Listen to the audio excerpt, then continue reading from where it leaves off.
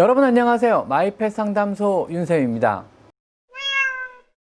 여러분이 화장실만 들어가면요 따라 들어오려고 하고 문을 닫으면 문을 열어달라고 화장실 문을 긁는 경험 다들 한두 번쯤은 있으시죠? 쥐나 참새 같은 작은 동물을 물고 와서 머릿맛이나 베갯맛 혹은 문 앞에 놓고 가는 고양이들 경험 한 번쯤 있지 않으신가요? 고양이들은 도대체 놀라면은요 왜 이렇게 만화에서나 보일 것 같은 제자리로 비디기를 하는 걸까요? 자, 오늘은 고양이가 종종 보이는 이상한 행동들에 대해서 한번 얘기해 볼까 하는데요. 혹시 길을 다니다가요 어두운 골목이나 아니면 공원 같은 데를 지나다 보면 고양이들이 3, 4, 5 모여 있는 모습을 볼 수 있어요.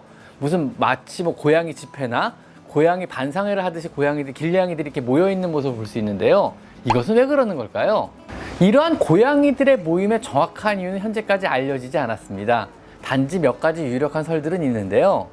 기본적으로 고양이들은요 자신의 영역권을 만들어 홀로 생활을 하게 되지만은요 그러다 보면은 이웃 고양이들과 영역권이 일부 겹치는 경우도 생길 수가 있습니다. 그 영역권이 겹치고 공유하는 멤버들끼리 서로를 확인하기 위해서 모인다는 설이 있습니다. 굉장히 사회적이지 않은가요? 또한 발정기가 가까워지면은요 종종 이러한 집회를 한다고 하니까요 그저 이상하고 신기할 따름입니다. 가끔 여러분이 아플 때요 고양이가 다가와서 여러분 옆에 같이 누워 있어 준 경험 없으신가요? 마치 아프지 마라 주인님아, 아프지 마라 집사 이러면서 위로해 주는 같은 느낌, 그런 느낌 받은 적 있으시죠? 사실 고양이는요 사람이 아프다는 상황을 이해를 못하기 때문에요 그리고 사람이 아프다는 사실을 사실 인지하기 힘들거든요. 그래서 여러분 곁에 갑자기 다가오거나 관심을 보이거나 누워 있는 경우는요 여러분이 걱정돼서 그러는 건 사실은 아닙니다. 하지만 집사가 평소와 다르다는 사실은 인지하고 있어요. 굉장히 예민한 동물이니까요. 그러면은 평소와 다른 집사의 모습을 관찰하기 위해서 가까이 다가오는 겁니다. 조용히 다가와서 여러분의 동태를 살피다가 따뜻한 집사 옆에서 그냥 잠들어 버리고 마는 것입니다. 귀엽지 않은가요? 여러분이 화장실만 들어가면요 따라 들어오려고 하고 문을 닫으면 문을 열어달라고 화장실 문을 긁는 경험 다들 한두 번쯤은 있으시죠? 이는 평소에 화장실 문은 항상 닫혀 있는 공간이고요.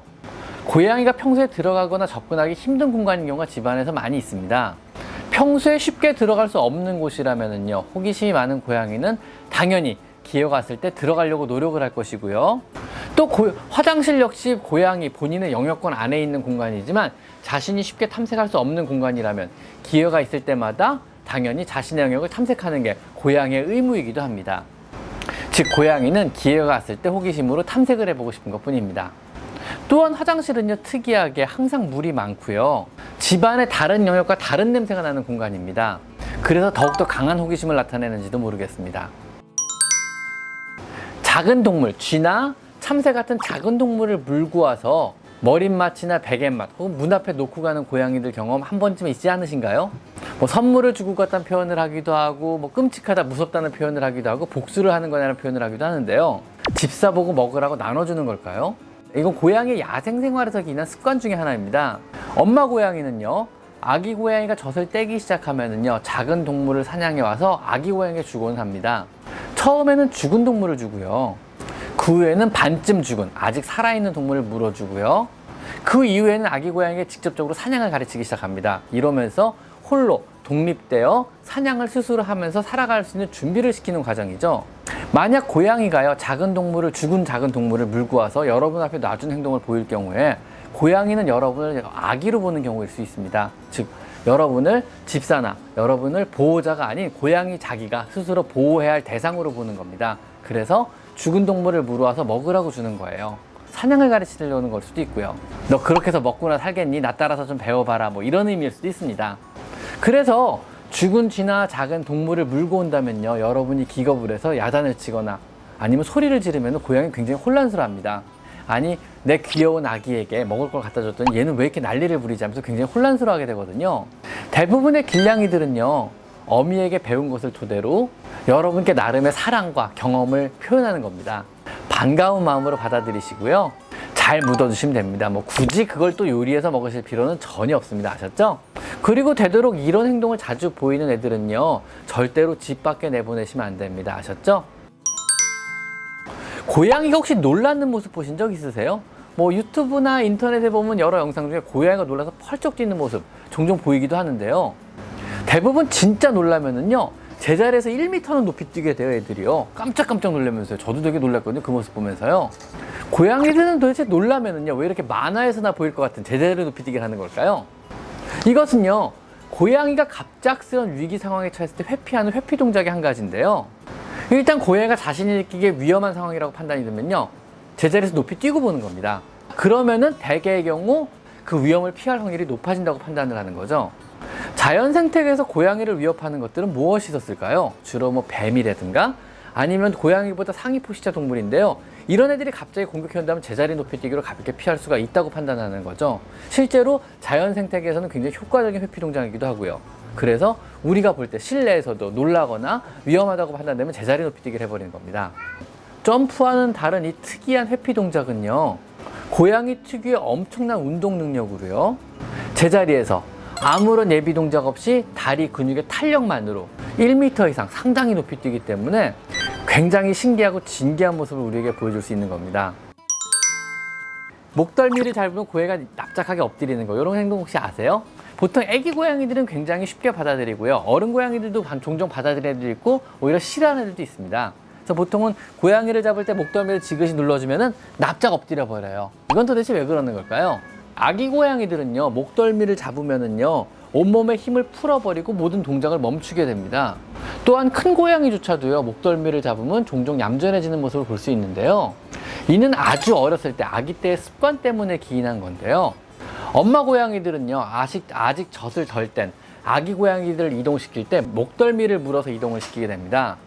이때 아기 고양이가 움직이거나 버둥거리게 되면은요, 어미 고양이가 떨어뜨리게 되거든요. 그럼 굉장히 위험한 상황에 처할 수 있어요. 어미 고양이가 버리고 갈 수도 있고 아니면 하수나 위험한 데로 굴러 떨어질 수도 있는 거죠. 그래서 본능적으로 목덜미를 잡으면 아, 내가 안전한 곳으로 이동을 하고 있구나라고 판단해서 온몸에 힘을 풀어버리게 되는 겁니다. 아기 고양이들은 체중이 가벼우니까요, 목덜미를 잡고 들어올리거나 이런 행동을 해도 괜찮은데요.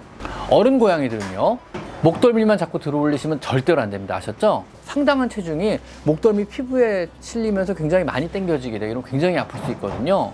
그래서 절대로 이러시면 안 됩니다. 아셨죠? 자, 종종 집안을 걸어 다니고 있으면 발 뒤꿈치를 물어요. 걸어 다니고 있으면 발을 공격해요. 왜 그런가? 이런 질문 종종 받는데 이것은 사냥 본능이 자극되어 그런 겁니다. 사실 실내 공간, 집안에서 움직이는 사물이나 움직이는 물건은 고양이 눈에는 거의 없습니다. 자신의 눈에 사냥 본능을 자극할 만한 어떤 자극적인 소재가 없다고 봐도 무방한 거죠.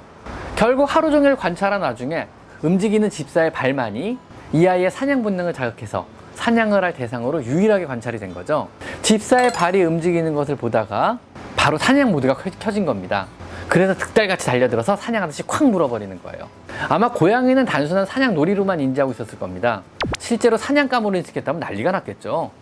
사람, 즉 사냥물이 아니고 집사의 발이라는 것은 얘들은 알고 있지만은요, 무료한 일상 중에 사냥 놀잇감, 즉 놀이의 대상이 생겼기 때문에 발을 가지고 논 것뿐이에요, 얘들은요. 근데 너무 아프긴 해요, 그죠? 이런 행동이 잦다 그러면은요, 얘들이 너무 무료하기 때문에 사냥 놀이를 행동하는 거기 때문에 다른 몰두할 거리를 자꾸 찾아주시는 게 좋아요. 새로운 장난감, 스스로 움직이는 장난감, 아니면 주인이 격하게 놀아주는 사냥놀이, 맛있는 먹거리, 아니면 밖을 볼 수 있는 충분한 넓은 창, 이런 식으로 충분히 다른 것에 몰두할 것을 만들어주면요, 덜 무료해지고 덜 무료한 환경에선 여러분의 발을 사냥 대상으로 인식해서 사냥문 놀이를 하는 일은 훨씬 더 잦아질 테니까는요, 발을 자꾸 문다 그러면 조금 더 재밌게 놀아주시고 조금 더 볼거리, 흥미거리를 많이 만들어 주실 것을 권장드립니다. 아셨죠? 자, 가끔 고양이가 새벽에 우다다를 하면서 여기저기 사방팔방 뛰어다녀요. 왜 그런 걸까요? 이것은 고양이의 야생 본능이 만들어내는 행동 중에 하나인데요. 고양이는 야행성 동물입니다. 다 알고 계시죠? 즉, 야간에는요, 사냥을 하는 습성이 남은 동물이에요. 하지만 실내묘가 되면서 우리랑 함께 살게 되면서요, 더 이상 야간에 사냥을 다닐 필요가 없어진 거죠. 그래서 밤중에 쌓인 에너지를 풀어내기 위해서 사방팔방 뛰어다니게 되는 겁니다. 낮에 사냥놀이나 아니면 충분한 놀이활동, 유의활동들을 통해 가지고 충분하게 에너지를 발산하지 못했다면요, 밤에 뛰어다니는 것은 당연합니다. 밤에 우다다 뛰어다니는 게 너무 심하다 그러면은요, 집사 여러분은 반성을 하시고 낮에 좀 더 충분하게, 좀 더 많이 놀아주셔야 됩니다. 아셨죠? 그리고 어린 아가들은 아직 여러분과의 생활, 즉 낮밤이 바뀐 생활에 익숙치 않기 때문에 야밤에 뛰어다니는 게 당연하니까 너무 야단치지 마시고요. 아셨죠?